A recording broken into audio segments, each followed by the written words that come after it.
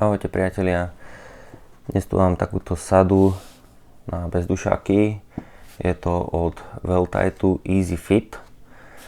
A vlastne jedná sa o to, že nie je tam klasická páska do ráfikov, ale je tam taká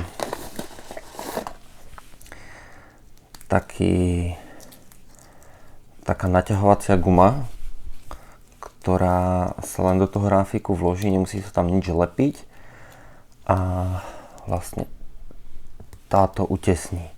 Je tu už predpripravená dierka na ventil, čiže všetci tí, ktorí máte hrôzu z toho, že keď natiahnete pásku do ráfika a máte ju prederaviť niečím, tak tuto odpadá. No a samozrejme sú tam ešte aj dva ventily a teraz si ukážeme, že ako to je naozaj easy. Jedinú vec, ktorú budeme k tomu potrebovať, je plastová montpáčka. Takže zoberieme si ventil. Na páske, teda na tej gume si nájdeme dierku, tá je tu. A ten ventil do nej zatlačíme. Tak.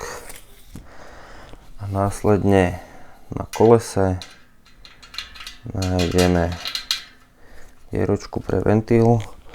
Môžeme si ho chytiť maticou. Tak, ventil nám drží a pásku už len natiahneme.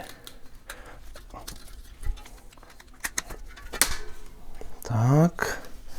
A teraz využijeme tú montpáčku a aby si nám páska sadla presne do prostriedka, tak to prejdeme celé koleso.